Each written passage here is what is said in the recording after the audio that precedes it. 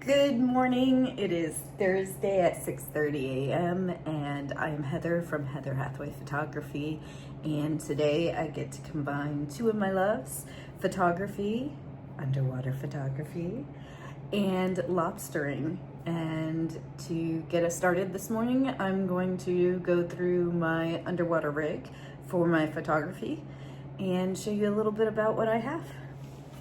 So what I pack everything in is this gecko bag. It is waterproof and large enough for me to go ahead and put the camera together and put it inside the bag itself.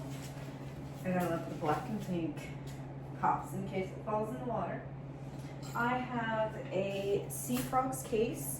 This is the underwater case. I have a bar that I got from Backscatter. It has the dual handles. It does extend if you want it larger or go smaller, and it can fit anything from the GoPro all the way up to pro rigs onto the bar.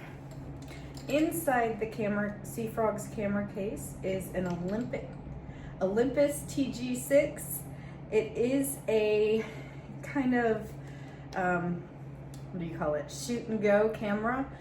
It is made for underwater photography. You can't really set modes or processes for it, which is a little annoying. Like, I like to set my own exposure and my shutter speed and everything. There are only two places where you can do that in your C1 and C2 custom settings, and so it does make it a little bit harder.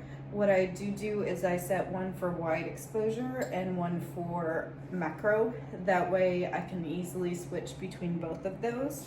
And on the Sea Frogs case, it does have the actual dials, so you can see the exact same settings. It is specific for this camera. And Sea Frogs does make a lot of other cases for other cameras as well. This one does also have a vacuum kit.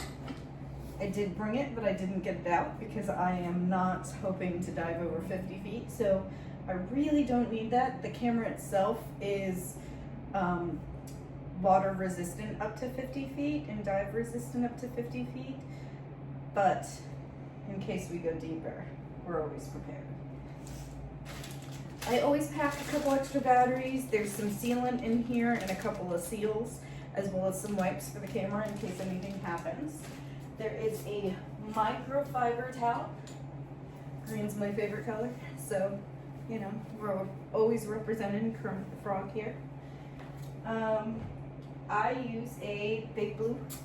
This is the VTL 2900 powered underwater flashlight.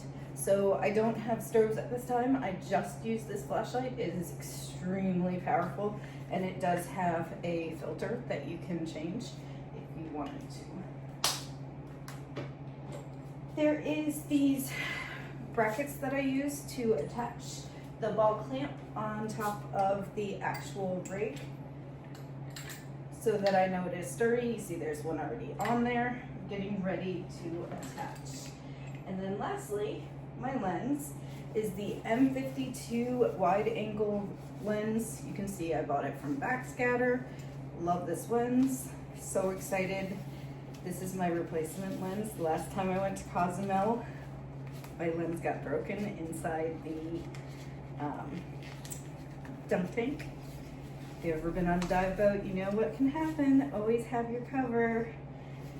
So this is the lens that will attach to the front of my rig, and we'll show you what that looks like in just a few moments. So I just took a few moments to compile everything so you can see how it would look underwater. It is a little heavy, so it will be negative, meaning it's going to pull me down.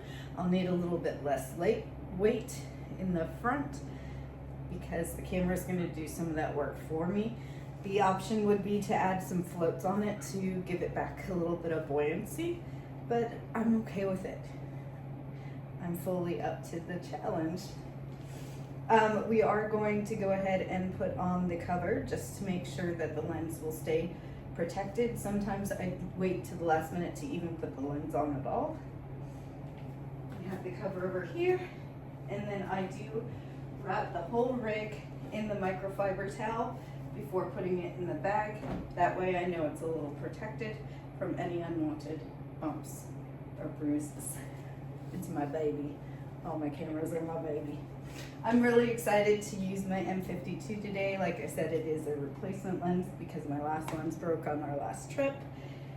So we'll hopefully get some great images for you to see over the weekend. I'm excited to share this with you. Have a happy Thursday.